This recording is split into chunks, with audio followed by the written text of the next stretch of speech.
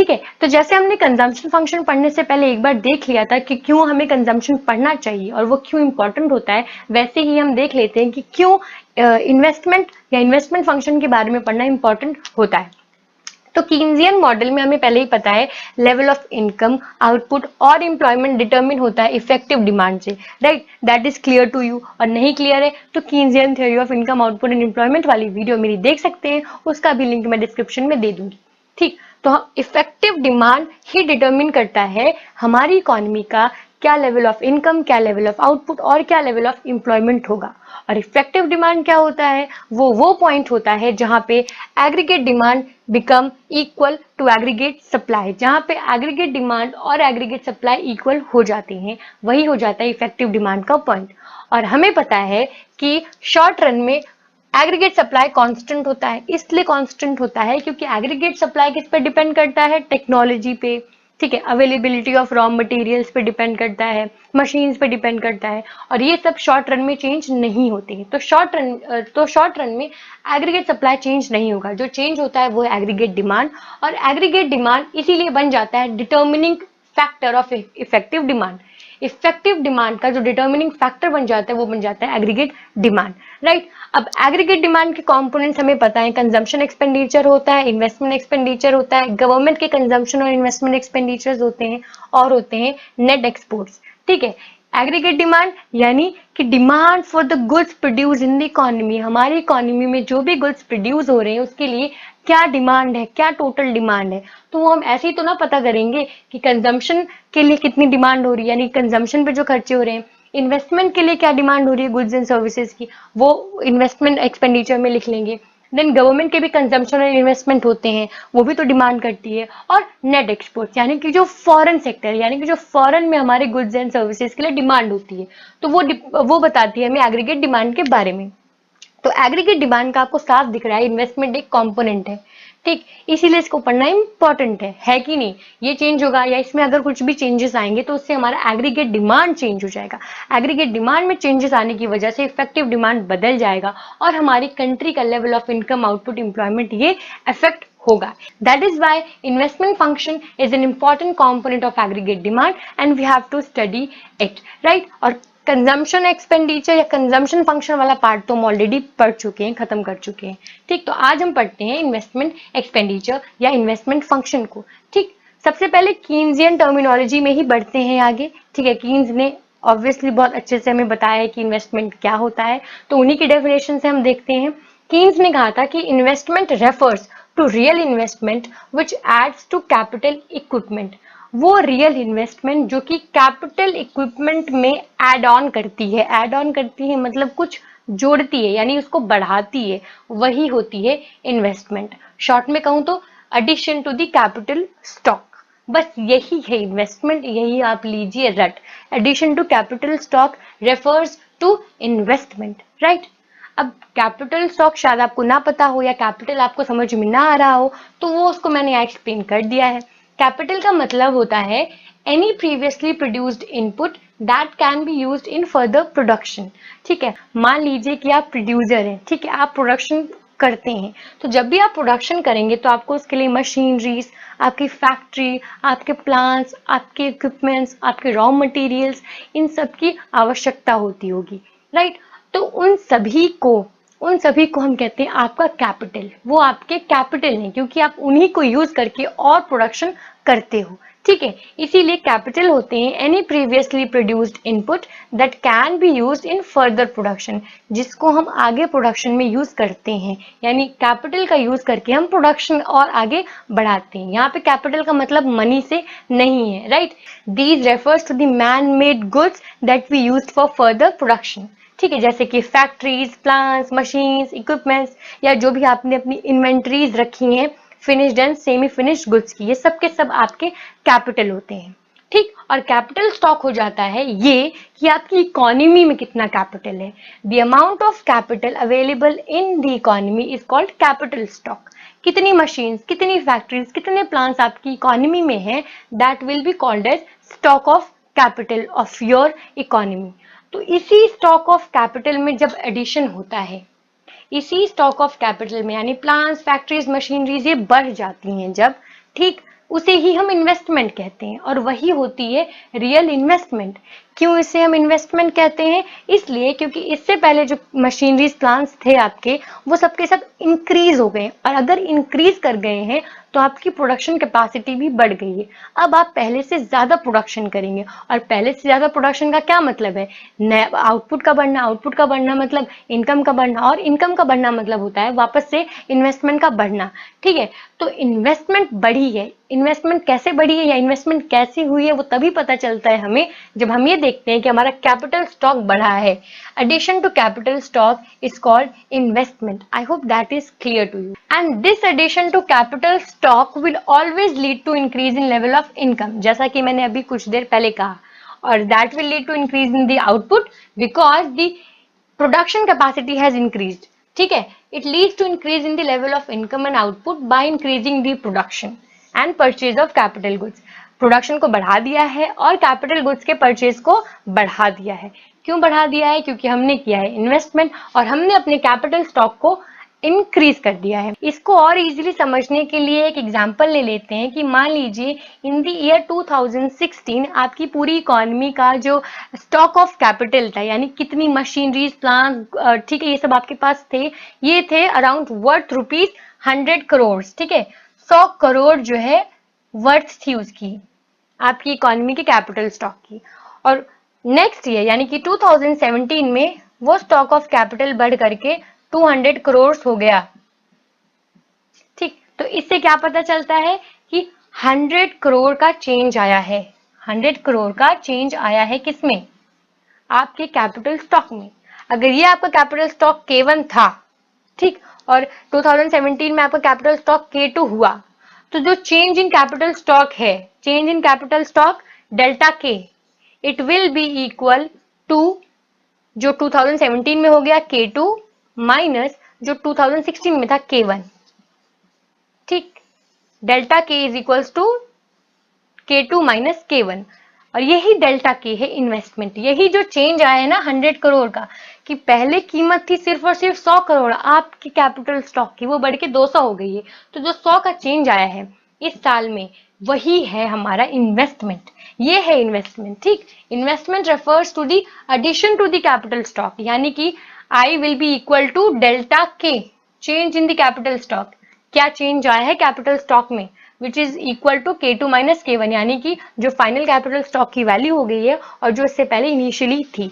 Right, I hope investment is clear to you. अब एक छोटा सा डिफरेंस आपको मैं बता देती हूँ इन्वेस्टमेंट में, कि हम लोग आम तौर में जनरल भाषा में कह देते हैं कि मैंने स्टॉक मार्केट में पैसे लगा दिए, मैंने शेयर्स खरीद लिए, मैंने बॉन्ड्स खरीद लिए, मैंने इन्वेस्टमेंट कर दिया है। तो yes, that is an investment, पर एक इकोनॉमिक्स के स्टूडेंट के लिए वो इन्वेस्टमेंट नहीं है, बल्कि उसे वो कहेगा फाइनेंशियल इन्वेस्टमेंट। वो एक तरीके का फाइनेंशियल इन्वेस्टमेंट होता है, ना कि वो इन्वेस्टमेंट जिसकी हम यहाँ बात कर रहे हैं। और वो इन्वेस्टमेंट है रियल इन्वेस्टमेंट। हम बात कर रहे हैं रियल इन्वेस्टमेंट की, जिसकी वजह से कैपिटल स्टॉक में एडिशन होता है। फाइनेंशियल इन्वेस्टमेंट की वजह से कभी भी कैपिटल स्टॉक में एडिशन नहीं होता है। ठीक है, इसलिए जो भी आप शेयर्स बाय करते हो, बॉन्ड्स बाय करते हो, सिक्योरिटीज बाय करते हो, ये सब के सब कोई भी एड ऑन नहीं करते हैं कैपिटल स्टॉक में। इनफैक्ट जो भी शेयर्स थे, जो भी बॉन्ड्स थे, ये सब के सब स्टॉक मार्केट में पहले से एग्जिस्ट कर रहे थे। ठीक है, आपने सिर्फ और सिर्फ एक शेयर खरीद के क्या किया है, वो शेयर जिसके पास था उसके पास से आपने ले लिया है। तो एक ट्रांसफर ऑफ यहाँ पे एसेट हो गया है, वहां से शेयर आपके पास आ गया, आपने बॉन्ड्स गवर्नमेंट से खरीद लिए, बट ऑलरेडी तो ये एग्जिस्ट कर ही रहे थे ना, कोई नया एडिशन तो नहीं हुआ है। तो जब नया एडिशन नहीं होता है हमारे कैपिटल स्टॉक में, तो हम उसे रियल इन्वेस्टमेंट नहीं कहेंगे, वो एक तरीके का फाइनेंशियल इन्वेस्टमेंट हो सकता है। ठीक है, because it does not contribute to aggregate spending, वो हमारे एग्रीगेट स्पेंडिंग में कॉन्ट्रीब्यूट नहीं करता है, ऑब्वियसली नहीं करेगा, क्योंकि it is just the transfer of existing assets. Existing assets के ट्रांसफर को हम इन्वेस्टमेंट नहीं कह सकते हैं। हम बात करते हैं रियल इन्वेस्टमेंट की, बात करते हैं रियल इन्वेस्टमेंट की, which refers to the addition to the capital stock. ठीक है, it contribute to aggregate spending, और ये हमारी एग्रीगेट स्पेंडिंग में कॉन्ट्रीब्यूट करता है, और it's an addition to capital, और यही रेफर करता है कि हमारे कैपिटल में जो भी एडिशन हुआ है, राइट। सो रियल इन्वेस्टमेंट और फाइनेंशियल इन्वेस्टमेंट ये अलग अलग टर्म्स हैं, राइट। सो मेक श्योर आप इनके बीच में डिफरेंस को समझें और ये जान ले कि हम यहाँ बात कर रहे हैं रियल इन्वेस्टमेंट की। अब हम आगे बढ़ते हैं और पढ़ते हैं ऑटोनॉमस इन्वेस्टमेंट और induced investment. So now whenever someone asks you what is investment, you have to answer that real investment refers to the addition to the existing stock of capital in an accounting year, right? That will be the definition of investment, the real investment. ये आपको पहले मैं बता दूं कि जो capital होता है वो स्टॉक कॉन्सेप्ट होता है, ठीक है, और जो इन्वेस्टमेंट होता है वो फ्लो कॉन्सेप्ट होता है, ठीक। स्टॉक से मतलब होता है वो वेरिएबल जो कि एक पर्टिकुलर पॉइंट ऑफ टाइम पे मेजर किया जाता है, और फ्लो से मतलब होता है वो वेरिएबल जो कि एक पर्टिकुलर ड्यूरेशन ऑफ टाइम पे मेजर किया जाता है। सो इन्वेस्टमेंट हम हमेशा देखते हैं कि एक पर्टिकुलर अकाउंटिंग ईयर में कितना हुआ है, और कैपिटल को हम इन टर्म्स में बताते हैं कि एक पर्टिकुलर ईयर में कितना कैपिटल हमारी इकोनॉमी में था, ठीक है। So it was an additional information to give you, right. हम पढ़ने जा रहे थे ऑटोनॉमस इन्वेस्टमेंट और इंड्यूस्ड इन्वेस्टमेंट को। इन्वेस्टमेंट दो टाइप की हो सकती हैं, या तो ऑटोनॉमस या तो induced.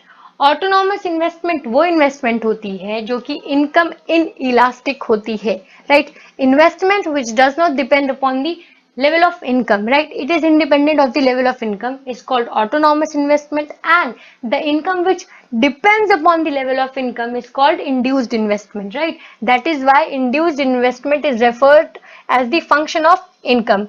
The changes in income, the changes in national income will bring the changes in induced investment. आप बताइए ऐसा लेवल ऑफ इन्वेस्टमेंट जिसमें हम ये नहीं देखते हैं कि क्या इनकम का लेवल है हमारी इकोनॉमी का, या हमारी नेशनल इनकम कितनी है, हमें वो इन्वेस्टमेंट करनी ही करनी है, तो वो इन्वेस्टमेंट हो जाती है वेलफेयर ओरिएंटेड। यानी कि हमारी गवर्नमेंट जो इन्वेस्टमेंट हम सभी के लिए करती है, जो हमारी भलाई के लिए जरूरी है और उसे करना ही करना पड़ेगा, ठीक है, उसे हम ऑटोनॉमस इन्वेस्टमेंट कहते हैं, right. Investment which is independent of the income, it is income in elastic, income से उसको कोई फर्क नहीं पड़ता है, वो इनकम इन इलास्टिक है, ठीक है, और वही होता है ऑटोनॉमस इन्वेस्टमेंट। उसको अगर ग्राफ के जरिए आप दिखाना चाहेंगे तो एक्स एक्सिस पे इनकम ले लीजिए, वाई एक्सिस पे इन्वेस्टमेंट, तो आपको ये हॉरिजॉन्टल लाइंस मिलेंगी। ये क्या दिखाती हैं कि इन्वेस्टमेंट जो है, लेवल ऑफ इनकम बढ़ रहा है तो भी उतनी ही है। तो ये जो I1 है ये क्या है, ऑटोनॉमस इन्वेस्टमेंट, यानी कि इनकम के बढ़ने से भी जो ऑटोनॉमस इन्वेस्टमेंट I1 है वो कांस्टेंट है। यहाँ पे I2 एक नया ऑटोनॉमस इन्वेस्टमेंट है, ठीक है, जो कि ये दिखा रहा है कि इनकम के बढ़ने की वजह से भी जो I2 है ऑटोनॉमस इन्वेस्टमेंट है वो कांस्टेंट है। जो I1 है वो I2 पे इसलिए शिफ्ट हो गया है क्योंकि जो ऑटोनॉमस इन्वेस्टमेंट है शायद उसमें बढ़ोतरी हो गई, शायद वो इंक्रीज हो गया है, राइट। तो ये अलग अलग टाइम के ऑटोनॉमस इन्वेस्टमेंट है, राइट। सिमिलरली इंड्यूस्ड इन्वेस्टमेंट का अगर हम कर्व बनाना चाहें तो वो बनता है एक्स एक्सिस पे अगर आप इनकम को ले लो और वाई एक्सिस पे अगर आप इन्वेस्टमेंट को ले लो, तो ये जो आपको लाइन दिख रही है it will be the induced investment curve, ठीक है। ये शो करती है कि जैसे ही हमारी इनकम बढ़ी, जैसे कि I1 पे पहले हमारा कुछ इनकम लेवल था, वो था Y1, यानी कि I1 पे Y1 हमारा नेशनल इनकम था या फिर इनकम का लेवल था। तो जैसे ही Y1 से Y2 हमारी इनकम बढ़ी, इनकम के बढ़ने की वजह से तुरंत हमारी इन्वेस्टमेंट बढ़ गई। तो इससे हमें पता चलता है कि यहाँ पे हम इनकम को देख करके अपनी जो इन्वेस्टमेंट है उसको चेंज में ला रहे हैं, और ऐसी इनकम जो होती है वो प्रॉफिट मोटिवेटेड होती है। यानी कि जो भी बिजनेस फर्म्स, प्राइवेट कंपनीज होती हैं वो सबकी सब ऐसी इन्वेस्टमेंट करती हैं, हमारी इकोनॉमी में इंड्यूस्ड इन्वेस्टमेंट करती हैं। वो देखती हैं कि लेवल ऑफ इनकम कितना है, उसी हिसाब से वो इन्वेस्टमेंट को बढ़ाती या कम करती हैं। इनफैक्ट वो अपने इन्वेस्टमेंट को माइनस में भी लेके जा सकती, यानी जो भी उन्होंने इन्वेस्टमेंट कर रखी है उसको भी वो निकाल सकती हैं जब वो देखती हैं कि लेवल ऑफ इनकम बहुत कम है। जैसे फॉर से अगर हम यहाँ पे एक पॉइंट ले लें तो इस लेवल ऑफ इनकम पे अगर ये वाई डैश है तो यहाँ पे इन्वेस्टमेंट आपको माइनस में दिख रहा है। माइनस में क्या मतलब है, जो भी इन्वेस्टमेंट कर रखा था वो तक निकाल लिया प्राइवेट कंपनीज ने। तो इंड्यूस्ड इन्वेस्टमेंट प्रॉफिट मोटिवेटेड होता है, उनको प्रॉफिट दिख रहा है, उनको दिख रहा है कि इनकम बढ़ी है, तभी वो लोग इन्वेस्टमेंट करते हैं। Where autonomous investment is done by the public sector for the welfare of the society. ये वेलफेयर ओरिएंटेड अप्रोच इसका होता है, इसलिए इसको नेशनल इनकम या फिर इनकम लेवल से कोई फर्क नहीं पड़ता है, right. It is income in elastic, it is income elastic. It is the function of income. Change in income will bring change in the induced investment. So ये था ऑटोनॉमस इन्वेस्टमेंट और induced investment के बीच में difference. इन्हें करती है हमारी government और इन्हें करती है हमारी प्राइवेट ऑर्गेनाइजेशन या फिर हमारा जो भी प्राइवेट सेक्टर है. ठीक, अब बात करते हैं हम ग्रॉस इन्वेस्टमेंट की और नेट इन्वेस्टमेंट की. बहुत ही इजी कॉन्सेप्ट हैं ये सब. अगर आपको डेप्रिसिएशन समझ में आता होगा तो आपको समझ में आ जाएगा कि ग्रॉस इन्वेस्टमेंट और नेट इन्वेस्टमेंट में क्या डिफरेंस है. ग्रॉस इन्वेस्टमेंट जो होता है, it refers to the amount invested without excluding depreciation. जो भी अमाउंट हमने अपनी इकोनॉमी में इन्वेस्ट किया है, और इन्वेस्टमेंट का मतलब क्या है, कैपिटल स्टॉक को बढ़ाया है. ठीक है, तो जो भी हमने अपने कैपिटल स्टॉक को बढ़ाया है, उसके लिए जो भी हमने इन्वेस्टमेंट लगाई है, वो सब की सब ग्रॉस इन्वेस्टमेंट कहलाती है. वहीं नेट इन्वेस्टमेंट जो होती है, वो दिखाती है actual addition to the capital stock. हो सकता है कि हमें लग रहा हो कि कैपिटल स्टॉक में हमने एडिशन किया है बट ना किया हो, और इसीलिए हम लोग नेट इन्वेस्टमेंट निकालते हैं जो कि हमें दिखाता है actual addition to the capital stock. एक एग्जांपल के जरिए इसको समझते हैं.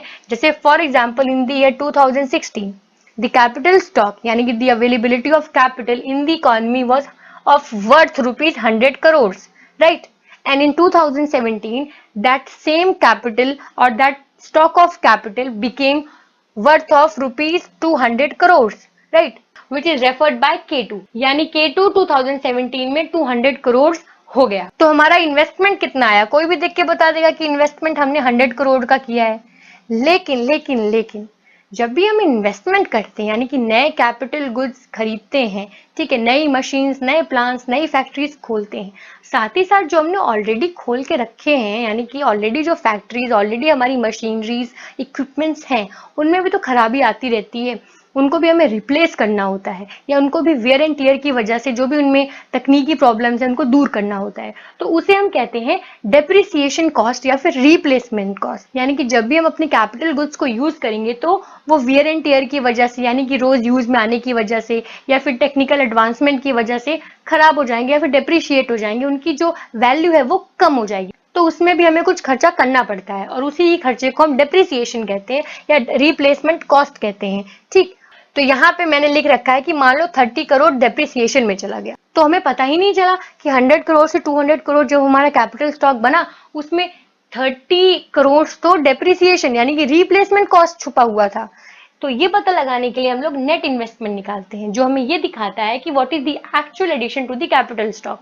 वैसे तो हमें दिखा होता है कि डेल्टा के change in capital stock 100 crore का है, बट इन रियलिटी अगर हम उसमें से डेप्रिसिएशन निकाल दें, डेप्रिसिएशन माइनस कर दें, तो हमें पता चलेगा कि हमारे स्टॉक में जो चेंज आया है वो आया है कितना, 70 करोड़. ये है हमारा नेट इन्वेस्टमेंट, ये है हमारा मेन इन्वेस्टमेंट. हमें डेप्रिसिएशन पे ध्यान नहीं देना है, इसीलिए कॉन्सेप्ट आ जाता है ग्रॉस और नेट इन्वेस्टमेंट का, राइट. तो अगर कभी भी आपको नेट इन्वेस्टमेंट निकालना हो यानी कि जो एक्चुअल एडिशन है हमारे कैपिटल स्टॉक में वो पता करना हो, तो ग्रॉस इन्वेस्टमेंट में से डेप्रिसिएशन को सब्ट्रैक्ट कर दीजिए. यानी कि रिप्लेसमेंट कॉस्ट जो भी आपको खर्च लगा है उसको रिप्लेस करने के लिए, उसको ठीक करने के लिए, ठीक, उन सभी को निकाल दो, तब आपको पता चल जाएगा नेट इन्वेस्टमेंट, राइट. तो ये होता है ग्रॉस इन्वेस्टमेंट और नेट इन्वेस्टमेंट में डिफरेंस. अब दो और एडिशनल इंफॉर्मेशन देख लीजिए, एपीआई और एमपीआई.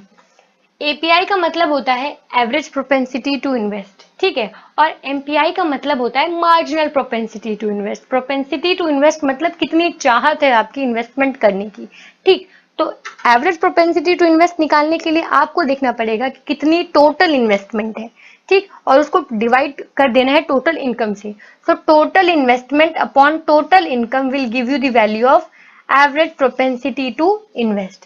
एंड सिमिलरली जो मार्जिनल प्रोपेंसिटी टू इन्वेस्ट है, इसमें हमें चेंज देखना है कि चेंज कितना आया है हमारे इन्वेस्टमेंट लेवल में, ठीक है, change in investment level upon change in income, ठीक, और हमारे इनकम में कितना चेंज आया है, यानी कि इनकम में चेंज आने की वजह से कितना चेंज हमारे इन्वेस्टमेंट में आया है, that will tell us about the marginal propensity to invest, right. Example भी आप इसके देख सकते हो, कोई भी हाइपोथेटिकल वैल्यूज ले लो कि इन चेंज इन्वेस्टमेंट में ये हुआ और इनकम में ये हुआ और पुट करो तो आपको अपने आप एपीआई और एमपीआई मिल जाएगा. ये एडिशनल इन्फॉर्मेशन थी बस आपको बताने के लिए. मेन था आपका ऑटोनॉमस इन्वेस्टमेंट और induced investment and gross investment and net investment, right. Net investment will always tell us about the actual addition to the capital stock, where जो ग्रॉस इन्वेस्टमेंट होता है उसमें डेप्रिसिएशन जो एक्सक्लूड नहीं किया होता है, तो वो छुपा रह सकता है और हमें रियल पिक्चर नहीं पता चल सकती कि हमारा जो कैपिटल स्टॉक है वो कितना इंक्रीज हुआ है, क्या सच में हमारी प्रोडक्शन कैपेसिटी बढ़ी भी है कि नहीं, और बढ़ी है तो कितनी, वो हमें बताता है net investment. Right, so I hope investment आपको क्लियर हो गया हो। इसके बाद हम पढ़ेंगे factors affecting investment, right, and we will also see the main determinants affecting investment. For that, I will make part 2 of this video. So make sure you watch that video. Till then, take care. I'll see you in the next video. Bye bye.